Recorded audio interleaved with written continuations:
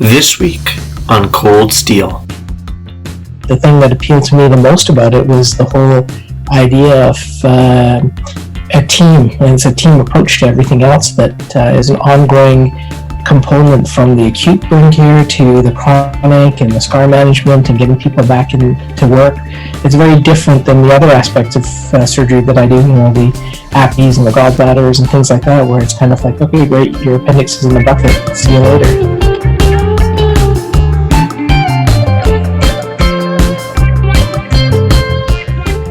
Welcome to Cold Steel, the Canadian Journal of Surgery podcast, with your hosts Amir Farouk and Chad Ball.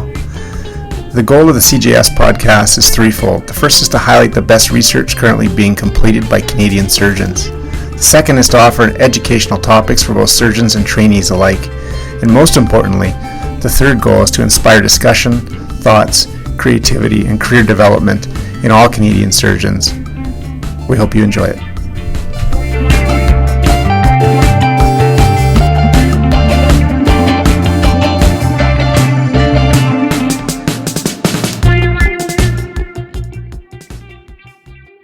In this episode, we get all fired up about burn care. Dr. Sarvesh Logsetty is a burn surgeon at the University of Manitoba. In this episode, we talk about training pathways for burn surgeons, burn resuscitation, operative management of burns, and finally, about Dr. Logsetty's innovative research into burn wound management. First of all, we know how busy you are, and we say that to all our guests because it really is true, but we'd like to thank you so much for being on Cold Steel today. There's a couple of different styles of podcasts, as you know from our chat, and we were hoping that this one could surround the concept of burn care in a CME style. And there's certainly no one else, without question, at least in Canada and probably North America, that comes to my mind more quickly than you when it comes to burn expertise. But before we launch into that, I was wondering if you could tell our listeners who maybe don't know you as well as we do, where you grew up, what your training pathway was, how you ended up in Winnipeg, and why a burn surgeon. Well, Chad, thank you very much for the privilege of being on the podcast. It was an honor. Your accolades are, they're kind, but there are a lot of people that they've been my mentors, and any achievements I have is because of the giants that have helped me along the way and still are taking care of burns and know way more than I do. So thank you for your statement, though. I started in Edmonton. I grew up there, and I went to medical school at the University of Alberta and wanted to do general surgery. So I ended up at the University of Toronto for general surgery, and always wanted to do some overseas work and global surgery. And after I finished my general surgery residency, I realized that our current residency is not adequate to train people on how to become third world surgeons. So I spent a year and created a fellowship for myself where I was doing C-sections and some cranies and a bit of vascular surgery and orthopedic surgery and learning how to do ORIFs and things like that. And one day I was walking down the hallway and ran into a former senior resident of mine who had mentored me previously, Joel Fish. And I said, "Hey, Joel, what are you doing here?" And Joel says, "Oh, I'm head of the burn unit." So I said, "Burns? Oh my God, that's an area that I completely did not think about when I was planning my year." And I said, "Hey, can I come work with you?" And Joel is an incredibly enthusiastic and energetic individual who just instilled in me a sense of wonder about burn care. And the thing that appealed to me the most about it was the whole idea of a team, and it's a team approach to everything else that is an ongoing component, from the acute burn care to the chronic and the scar management and getting people back into work. It's very different than the other aspects of surgery that I do, the appies and the gallbladders and things like that, where it's kind of like, okay, great, your appendix is in the bucket, see you later. As Dr. Ball said, we really wanted to take this opportunity to go deep and talking about burn care. And from a high-level perspective, from a system-level perspective, can you talk to us about who generally takes care of severe burns in Canada, and how does that really compare to the U.S.? The model in Canada, for the most part, is burns are taken care of by plastic surgeons, with critically injured burns taken care of in conjunction with intensivists. And there's mostly been the plastic surgeons who are involved. There's, in the recent past, has been sort of an increase in the presence of general surgeons. I was the first one in Canada as a general surgeon who developed a career in burns. And now we have 2 or 3 other individuals that are going down that pathway. And that stems from the American model of burn care, where about half of the burns are taken care of by plastic surgeons and the other half are taken care of by general surgeons who started off with an interest in trauma and ended up being burn surgeons or general surgeons who, for various reasons of mentors and exposure, decided they wanted to be a burn surgeon, period. My sort of career in burn surgery was that after I met Joel, he offered me a fellowship, a formal fellowship in the burn unit in Toronto. So I did a year there. And while I was there, the folks in Seattle, which at that time was the mecca for burn care, heard about me and said, hey, Sarvesh, do you want to come work with us for a year? And, you know, when you get called from up on high, you say yes. You don't think about what it means afterwards. And I have to say it was one of the best years of my life in terms of burn care. Incredible exposure. And they do things very differently in the States as a system than we do in Canada. So it was a great eye-opener. It's so interesting to hear you describe that, Sarvesh. You know, my experience in the U.S. doing trauma and critical care as the first couple fellowships was going to the American Burn Association meeting one time, interacting with the head of the burn unit there, which was a gent named Walt Ingram, who was really, really an interesting guy. You know, he had been an aerospace engineer at NASA at Johnson Space Center for a dozen years before going back into medicine and then surgery and then burn care. And my sort of overwhelming observation was that it seemed to be that these big American programs had, and maybe it's typical, I don't know, they had one sort of person that really ate, slept, and lived that burn unit and provided, you know, exemplary and incredibly dedicated care. And that really is part of it. You know, if you think about burn units in the States or in Canada, they tend to be individual driven. There are a lot of dedicated people that are part of it. It is a team. But in terms of the burn surgeons, it tends to be like leaders. Like in Seattle at the time that I was there was Dr. David Heimbach, who was, you know, one of the giants of burn. And his partners were Lauren Engrav and Nicole Gibran, who themselves are giants in burn care as well. But it's just by virtue of the way things are, they tend to get associated with that. I think it's a bit like that in the trauma world as well. You know, your time in Atlanta and so on, right? You think about the people, you think about the mentors, because they're the ones who kind of lay the path that everyone follows. Yeah, it's so true. Sarvesh, what would your recommendation be for somebody, say, in Winnipeg or in Calgary who was in a general surgery residency and wanted to pursue burn care in 2020 as a fellowship or as a career? What sort of career path should they take, or what makes the most sense in the current day and age? I think in today's day and age, there would be 2 pathways that I would suggest if a general surgeon was interested in doing burns, one of which is to do critical care. And that way you could approach burns from the aspect of being an intensivist who did burns, which would be fantastic. And the other approach is to do it from the perspective of being a trauma surgeon who does burns, where you end up incorporating the burns into your standard trauma care, which also I think is a reasonable pattern of practice. Okay, and I think it's time for us to dive into a case scenario and really benefit from your expertise about burns. So I'll give you an example from someone that we had not too long ago when I was on call.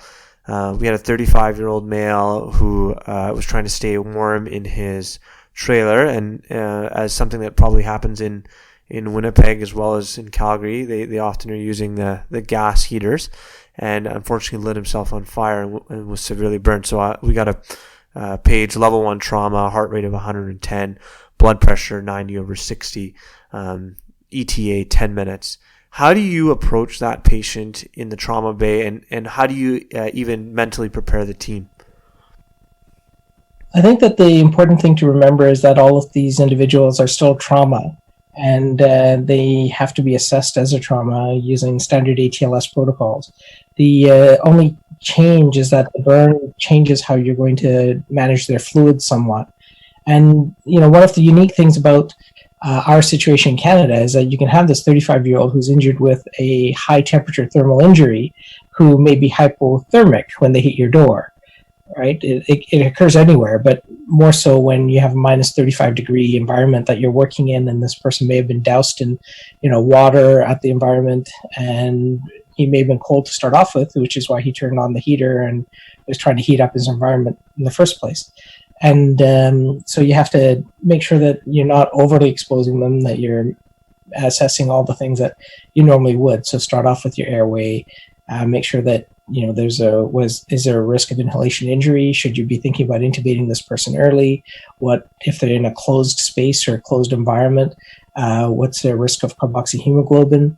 There's a lot that's written on things like cyanide and cyanide toxicity, but the reality is that there's little to no evidence that any of the cyanide toxicity kits are of any value, that they change any outcomes. And most of the times when you try to measure cyanide, most institutions take over a week to get the results back because they have to send them out to get them done. So there's literally no solid evidence that says that you should correct somebody's cyanide. I wanted to pick up on that airway piece, because in the few times that I've had burns come in while I've been on call, it's certainly not always a straightforward decision as to should we intubate this patient or not. So what are the factors that go into your decision making about intubating a patient or evaluating them more closely, let's say with a bronchoscopy? A lot of it comes from the history of what the individual has, and a bit of the physical examination as well. If someone tells you they've had a flash injury, then most of the time you can get away with at least observing them, doing a better examination, doing an oropharyngeal examination, especially if they're a smaller burn. The classic textbook answer, the exam answer of singed facial hairs and face burns and things like that are, they're very soft and haven't really held up over time, although they're still the correct exam answer. The bigger issues are how much fluid are you going to give these individuals as you're resuscitating them. If there's someone that you can back off on the fluids, and the reality is that you don't need to resuscitate a burn in the absence of other things going on if it's under 15 to 20%. You can get away with maintenance fluid and not have to give them any Parkland or anything else. And if you can stay away from over resuscitating them and giving them a ton of fluid, sometimes they won't get that edema in their airway and they won't get that reaction. So like I say, you have a bit of time so you can try and figure them out. The big challenges are in our environment is the whole transport, right? If somebody is over 2 to 4 hours away in terms of a transport, sometimes it's a better idea to get them intubated for safety because you don't know what's going to happen on the road and you don't know how they're going to respond, than it is to sort of leave them and watch them. But if they're in an environment where you have an anesthetist in-house and you have people who are experienced in assessing things, then maybe you can, back off on intubating them immediately. So how does that play out with you and your EMS? Are they calling you and you're giving them advice over the phone based on what they tell you, or how does that decision play out?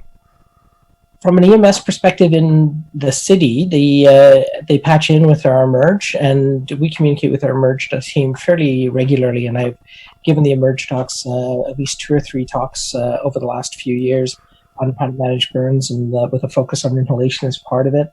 And we have, I'm available 24/7, regardless of whether I'm in the country or not. And people know that, so they'll call me if there's any questions. Does it matter to you? So first of all, I just want you to explain, in case we have junior residents or medical students listening to this, what's a flash injury, and does it matter to you in terms of the mechanism of the burn? So let's say, is it different from an electrical injury versus, a house fire versus, as you say, a flash injury? And does that play a role at all in how you initially manage these patients? So I joke that I'm from Alberta, And as an Albertan, we like to barbecue, even in the middle of winter. And oftentimes I'll be trying to barbecue something in the middle of winter, and you know those little starters that are on the barbecue, right? They're probably invented by a burn surgeon, to be honest, because they don't work properly. And you can just imagine me sitting there in the dead of winter over this barbecue going click, click, click, going, I wonder if the starter's working, sticking my head over it, right? And it goes poof, and you get the flash burn, right? That's the flash of flames that comes up. It can be high intensity. You get some facial burns, you get some singed nasal hair, but it's very quick, it's very short, it's very instantaneous. So there's very little smoke, there's very little particles, there's very little bits of the chemicals and everything else, the partial products of partial combustion. So from that perspective, it's a flash burn is less likely to require intubation, even though the burn itself can look dramatic. And those are people that have like peeling skin all over their face, and they may have corneal abrasions and things like that. As compared to somebody who is asleep on their couch, and luckily we see this less and less because of self-extinguishing cigarettes and so on, but fell asleep smoking, and their couch catches on fire, and they're like, I couldn't find my door. It was too smoky, right? And those are the kind of people that, even if they don't have any face burns, you're going to be, okay, you're going to be at risk. And especially if they have a bigger burn from a total body surface area or TBSA perspective, if they're over 20 or 30%, then you get a synergistic effect on the edema that results in the airway and in the lungs from just the inhalation injury alone. So the burn and the inhalation injury add to each other, and by doing that, you end up with more likelihood of requiring intubation. I think that segues perfectly to actually talking about how you assess the burns themselves. Again, recognizing that this podcast is going to be listened to by trainees at all levels, maybe you could start from just a basic, textbook kind of assessment of burns and how to assess total body surface area injury. Sure. So let's start off with the degrees of burns. So in the old language, you used to talk about first, second, and third degree burns, and everyone still uses that quite a bit because it's around everywhere and patients seem to understand it and so on. But we're trying to move away from that. We're trying to use superficial, partial thickness, and full thickness as the language, because that actually tells you what's going on. Superficial burn just involves the epidermis. By definition, doesn't go beyond the epidermis. It's painful, it's erythematous, there is no blistering at all. And if you sort of scrape your thumb across it, the skin doesn't peel away or slough. It's all intact. That's like a bad sunburn. And those you don't include in your TBSA, you don't include them in your calculations. The next is on the other side, the other extreme is a full thickness injury, which goes all the way through the epidermis, all the way through the dermis. And that injury, if it's bigger than the size of roughly a tuning, is going to require some sort of excision or grafting or closure of some sort. And those are guys that should probably go to the burn unit, sooner rather than later. And they're at really high risk of infection because literally you've got a piece of dead tissue there, exposed to the bacteria, exposed to the environment with no blood supply. So, as soon as bacteria get onto it, it's media for them. And in between, you have the partial thickness injury. And the best way to think about the partial thickness injury is to divide it into two. There's a superficial partial thickness, which is kind of in the top third or so of the dermis. This is an area that has minimal necrotic or dead tissue, so the risk of infection is relatively low. This is an area that usually heals as soon as that dead tissue kind of sloughs and sort of self-debrides, and the body will get rid of that over time. And the body will heal underneath that. And you get epithelial migration, the epidermal cells from the hair follicles or the sweat ducts, and will grow across that area. And that's the same as if you create a donor site when you're doing a split thickness skin graft, and will heal. And to be honest, we all put antimicrobial dressings on there, but you probably don't need to for these. The blood supply is fantastic. The amount of dead tissue is minimal. The risk of scarring is very, very low. It's hard to say what the pigmentation will do, but people don't get the thick, raised, hypertrophic scars that you can with a deeper partial thickness injury. The superficial partial thickness injuries, they have blistered, they're moist because there's good blood supply, there's good capillary leak that's going to happen. These are weepy, they're erythematous, they're homogeneous, and if you touch them gently, they will blanch because of the vascular dilatation that's occurring in that space. And then as the burn gets deeper, you get into the dermis, you get further and further, you have more dead tissue, so you have more and more burden of area that can become infected. You have a risk of inflammatory response that if you allow it to heal and it takes more than 2 to 3 weeks, the scar they're going to get is going to be worse than any scar I can create surgically for the most part. And those are the areas that you really do need a good topical antimicrobial on, because there is enough of a burden of dead tissue that's there that if you don't prevent the infection, you don't have the opportunity to give the person time to heal a little bit so you can figure out if they really do need the surgery or not. And those ones, they tend to be drier, they tend to be more pale, and occasionally you'll see them where they'll look like they're bright red, but if you touch it, they don't blanch, and that's because the subdermal vascular plexus has been damaged by the heat.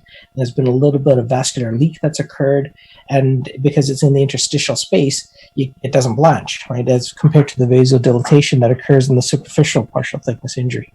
So those are the burns that you should put them into topical antimicrobials, get them to a burn surgeon sooner so they can decide whether or not this person needs to have surgery sooner or not. Sarvesh, I was hoping that we could delve into a little bit about fluid resuscitation in burns. And I bring that up with the obvious moniker that, that's a pasture full of sacred cows and a lot of dogma. Where does fluid resuscitation, fluid maintenance, colloids versus non-colloids, and then, of course, leading into, if it's managed poorly, abdominal compartment syndrome, where does that all fit for you? The fluids, I'm lucky enough that I'm part of the ABLS, the Advanced Burn Life Support Group at the American Burn Association, and I helped rewrite the ATLS chapter for both the 9th and 10th edition of the ATLS. So I've had a lot of in discussion with people who, again, are wiser and have some great knowledge on this. And I think the reality is nobody has a firm answer on any one individual, but there are a couple of things that are coming down the pipeline that I think are important to discuss. The big one is that we are trying to get everyone to back off on the fluids. Right now, we've been kind of sitting at Parkland as being 4 cc's per kilogram per percent, and everyone's kind of like, okay, great, and there's been what's been called a fluid creep by Basil Pruitt and others. And people are like, more fluid will be better. The reality is it isn't. And the original Parkland was really described as 2 to 4 cc's per kilogram per percent. And the bigger the burn is, the presence of an inhalation injury, tends to sort of drive the fluids to the higher side versus a smaller burn. Somebody who's nutritionally replete without an inhalation injury tends to be on the drier side. So what we're really trying to encourage everyone to do is to start focusing more on what the urine output is doing and staying on the drier side of the urine output. So historically, we've talked about 0.5 to 1 cc per kilogram. We're even without a lot of randomized trials or anything else, but the wind is stay tight to that 0.5 cc's per kilogram per hour in an adult, even a little bit on the lower side of that if you can pull that off. For sure, don't chase hemoglobins, don't chase hematocrits.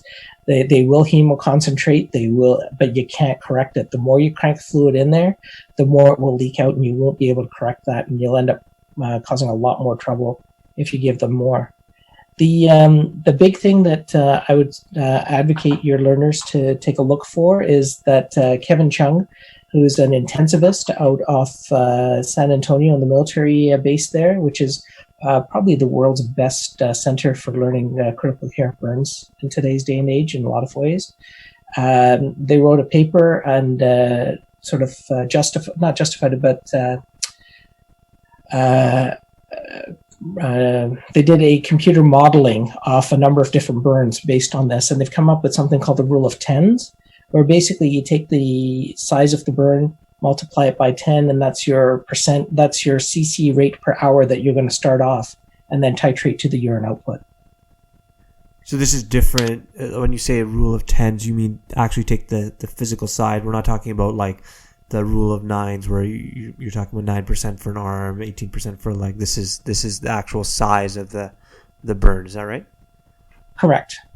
Gotcha. So you estimate your burn size to the nearest 10, right? And then you multiply it by 10, and that's your initial cc per hour rate. And then you add 100 cc's per hour for every 10 kilograms over 80. And this is a pretty dramatic difference than what the Parkland formula would say in terms of fluid. Like that's like, a third of the amount of fluid potentially easily that you'd be giving someone if you're sticking to a 0.5 cc per kilogram times TBSA. Well, what they showed with their computer modeling is that the Parkland formula is great as an overall formula, but it isn't very accurate when you use it to predict an individual. It fits for groups. And the rule of tens does the same thing. So they're pretty reasonable. And the rule of tens actually was able to map the urine output just as well as the Parkland did in terms of how well it resuscitated individuals. So from that perspective, they're not that far off, to be honest. It's just an easier way of approaching it. And the other big thing that's coming in is that we're getting rid of this do half in the first 8 hours and do the rest in the next 16, because the body doesn't sort of suddenly shut itself off at 8 hours from the inflammatory response or shift it. It's this gradual change over time. So if you're paying attention to the urine output on an hourly basis, you are more likely to be able to titrate that fluid in a more physiologic way than suddenly taking somebody from 800 cc's an hour to 400 cc's an hour and wondering why their blood pressure just tanked. So it really requires you to be much more diligent in terms of monitoring these patients, not just setting a rate and then letting it ride. You really have to just be on those patients and watch them every hour and see how they're doing. Yeah, and that's part of the biggest difference between burn surgeons versus, I think, non-burn surgeons, so to speak, taking care of burns, is that if I get a big burn that's in hospital, say 70 or 80%, the nurses know that every 2 hours or 3 hours, I'll be calling them, at 2 or 3 in the morning and going, hey, what's the urine output? What are we doing? How much are you giving them? And the other thing that's really important to remember in resuscitating burn patients is unless they're hypotensive, don't give them boluses. The boluses will just leak out. They have huge capillary leak. It's massive. And all you do is compound the edema and make it worse, and you won't be able to get them any better. So if their urine output is okay, give them a vasopressor to try and maintain their blood pressure if you've given them enough fluid, right? Like it's that fine balance. You don't want to sit there and say, okay, great, run the tank empty and try to give them a bunch of inotropes or vasoplegic agents. But at the same time, if the tank is full, don't keep trying to fill the tank to make their pressure better or to make their kidneys, pee more than 1 cc per kilogram per hour. Does it matter to you what kind of IV fluids to use? As Dr. Ball was kind of asking or alluding to, does it matter colloids, crystalloids, some of the synthetic agents? How do you think about that? So let's start off with the colloid versus crystalloid sort of issue. I'm been around long enough that I remember when albumin was like the greatest thing since sliced bread, and then suddenly there are a couple of reviews that came out and everyone said that albumin is the worst thing that you could ever give anybody. And there was one point where to give a unit of albumin you had to get consent from the patient, their loved one, their lawyer, their next of kin, and the Pope. And now we're kind of back to, maybe it's not, it's okay. So the reality is in the first at least 12 hours. There's a lot of physiologic evidence and animal studies that show that the capillary leak is so big and the capillary permeability is so large that the colloids that we have will just leak straight out. And there's no real point in giving it. Having said that, there are some notable resuscitation formulas that exist where they start resuscitating with fresh frozen plasma or stored plasma or fresh plasma immediately. And that's what their resuscitation is based on. And, they haven't necessarily shown that their outcomes are so much worse than anyone else's. North American standard is to use Ringer's lactate because it's slightly less acidic than normal saline. One of the major Shriners burn units has traditionally added an amp of bicarb to the Ringer's lactate if they're doing large volume resuscitation. It serves two purposes, one of which is it makes it slightly hypernatremic and also gives you a little bit better of a buffering capability and less acidic solution over time, so that you don't make the patient go into metabolic acidosis from your resuscitation. So if we're doing large volumes of fluid, I will generally resuscitate with Ringer's lactate with 1 amp of bicarb per liter. And after about 12 to 18 hours, and I have to be honest that I started at 24 hours and I keep dropping my timeline, and now I'm at 12 hours. If I'm still giving them massive amounts of crystalloid, I will add in 25% albumin as an infusion, not as a bolus, but as an infusion. And when I first started doing that, I used to do this fancy calculation where I'd be like, okay, what's a Parkland and how much in excess of Parkland am I giving and divide it by 5, blah, blah, blah. But then I realized, and my pharmacist told me, well, the 25% albumin comes in a 100 cc bottle, and after 4 hours, we have to throw it out. So I'm like, oh, okay, well, run it at 25 cc's an hour then. Right? Why waste resources? They need a little bit of albumin. They need some non-caustic load. So I run 25% at 25 cc's an hour. I just love how something that we think is such a simple concept like IV fluids, it still continues to be something that evolves and hopefully we continue to get better at. And I think that applies to burns, and it clearly also applies to resuscitation and trauma with the whole advent of whole blood, etc. So I think this is such a fascinating topic. Let's move on to talking about some other issues in the ICU. So if we go back to our patient who, let's say, gets intubated, it's clear that he is critically ill. How are you thinking about this patient, let's say, early on in the first 24 hours in the ICU? Besides the fluids, what other kinds of issues are you thinking about? And then beyond the first 24 hours, what are the key things that you think need to happen in the intensive care unit?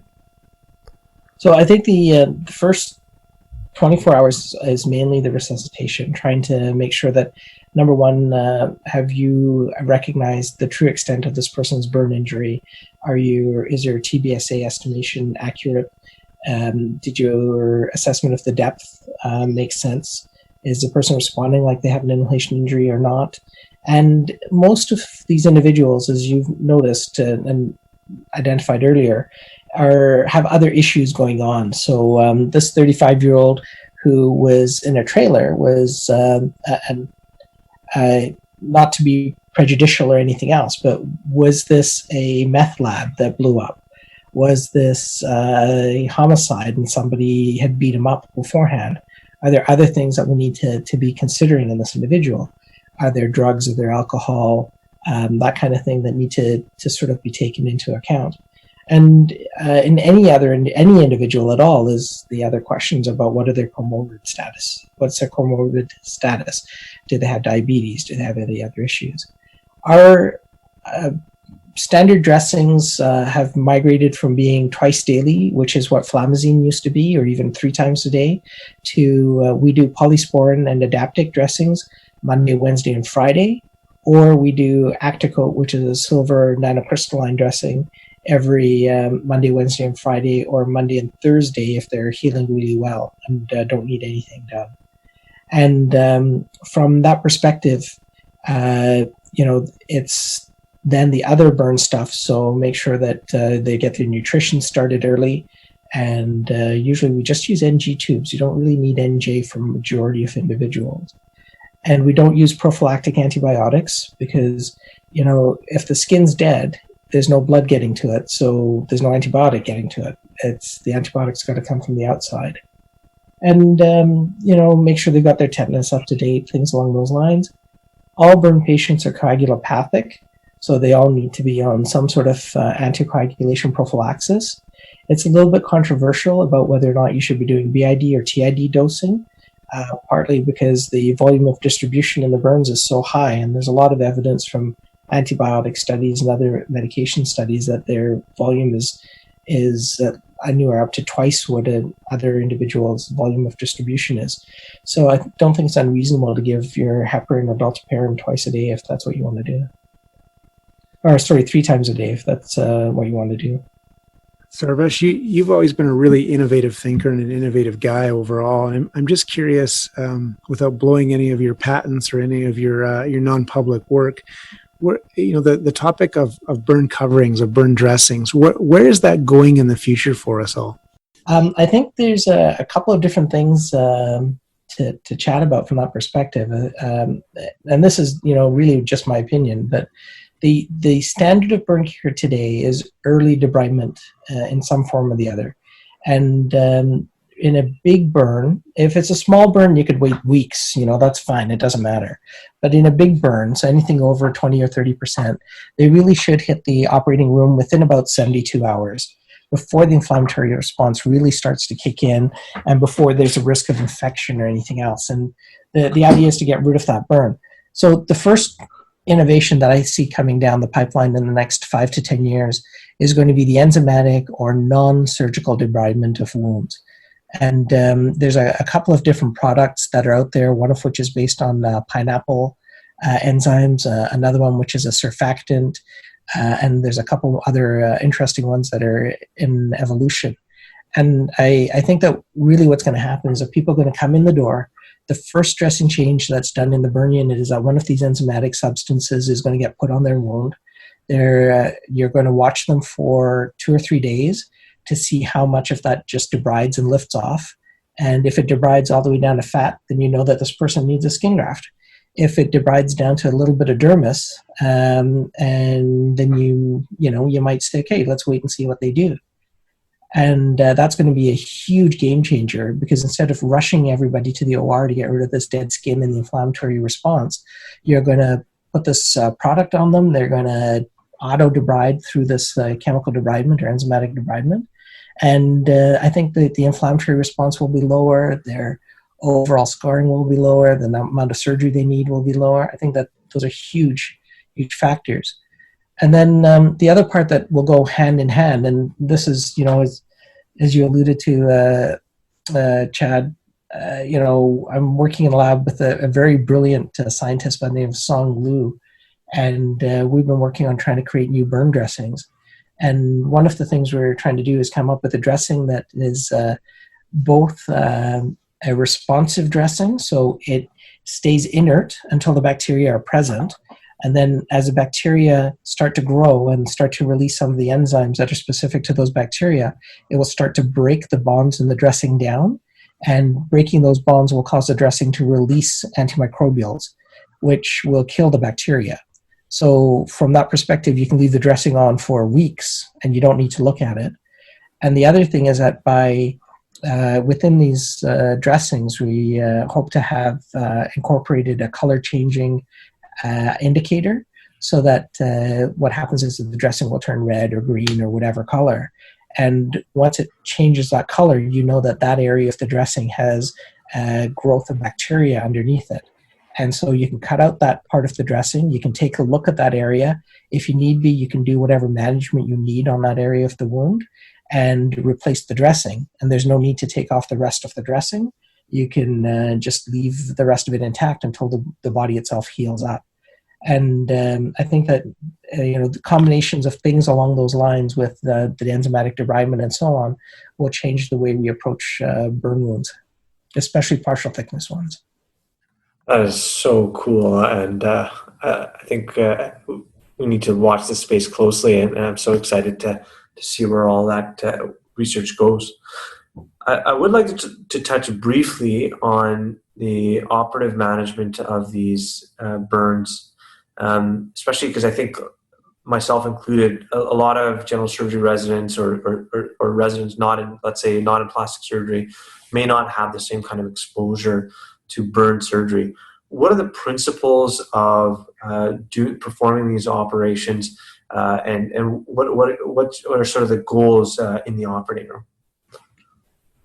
I think the main principle that somebody should adhere to is don't take away more than you need to in terms of the removal of the dead skin, but take away everything you do need to take away. So excising, partial thickness burn and still leaving a layer of dead tissue behind and trying to skin graft on that is about as useful as skin grafting onto a table. The skin graft's not going to vascularize. You're going to end up losing it. You're going to end up creating a donor on this person that they didn't need, and you'll make them sicker for no reason. So it's that fine balance between taking too much, where you're making a wound that is going to have a worse scar and is going to have worse problems, or not taking enough and end up having to do the surgery again. And that's something that you have to be cautious about and trying to figure out where you're going to go with those. I have to honestly say that even at this time in my career, I still have times where I'm like, I don't really know what the right depth on this individual is. And that's why I'm excited about these enzymatic debridements and non-surgical debridements, because they're going to help with that a lot. The second part of it is making sure that when you are harvesting your skin or putting it in place, that you're thinking about how the patient's going to move, how the scars are going to form, thinking about anatomical lines, and trying not to put seams across a joint or in a way where if it does contract, and all graft seams contract, unfortunately, that you don't create a band, in the antecubital region, for example, or behind someone's knee, so they're going to have trouble, extending those joints. And then the last thing is to think about, what are the things that are going to impede your ability for that skin graft to heal? Does this person need, better nutrition? And should you give them better nutrition before you take them to surgery? As I get older and, get a little bit more gray hairs, I feel that a lot of our patients have poor nutritional status coming into surgery. And, you can't expect people to, make sticky proteins, as Stuart Hamilton would say, if they don't have any proteins to start off with. So trying to optimize nutrition before surgery and even after surgery are important parts of it. Trying to make sure that you minimize shear, and trying to make sure that you're not taking unnecessary steps in managing the care of the patient. And for me, part of that is trying to minimize things like blood loss. We do a lot of subcutaneous tumescence with epinephrine solution.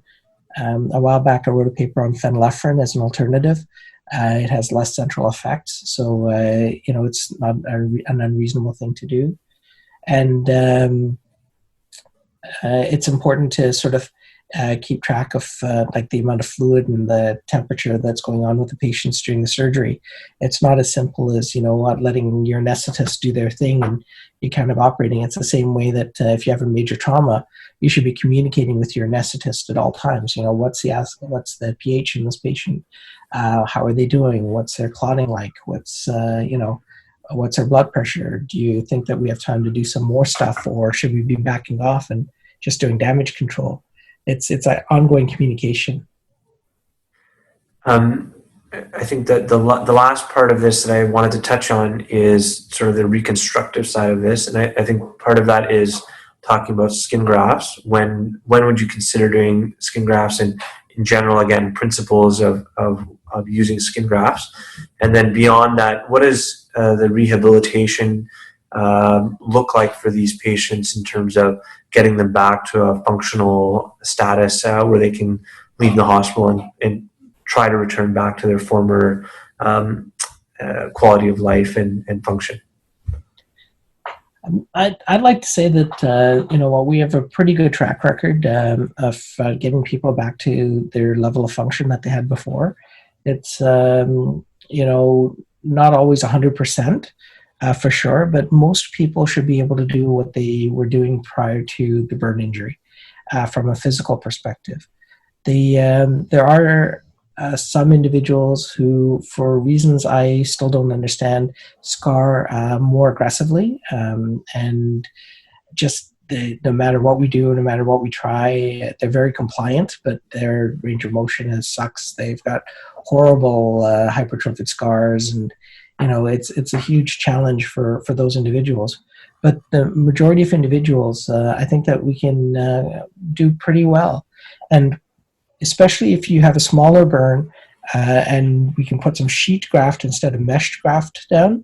A lot of the time, some of those areas are not very noticeable, and I've grafted a few people's hands where, unless you look closely, you wouldn't know that their hands were grafted. And this is the concept of burns as a team that takes another step entirely. In hospital, without the dietitians, the nurses, the social workers to help everybody, and so on, it'd be a horrible time for the burn survivors. But getting home, it's the OTs, the PTs, getting them back into their work, and having those dedicated individuals who know what to look for and aren't afraid to push the patients where needed, and know where to back off where they need some time to recuperate. Those are the things that are, I think, what drew me to this in the first place, is the people that are dedicated to this. The other parts of it that we're trying to explore are understanding how to get people back to work, and how to get people re-engaged with their workplace. And I have to say that one of my frustrations is the concept that you have to be 100% before you can go back to work. I understand why that is from a safety perspective and everything else, but people don't get back to 100% if they're sitting around at home. It just doesn't happen. That's like telling a hockey player that's, an NHL level hockey player that he's going to go back to being an NHL level hockey player by staying at home. People need to be engaged. One of the questions that we ask all of our guests when they come on the podcast is, if you were able to go back and give yourself advice as a trainee, knowing what you know now, what would that advice be, whether it's about looking after burn care or burn patients specifically, or just generally some advice about your career and training? That's a great question. And I think that the advice that I would give myself is something that I think Chad and I have discussed a few times. And that's whatever you do, keep it fun. Because the moment it stops being fun, it becomes work. And work isn't fun.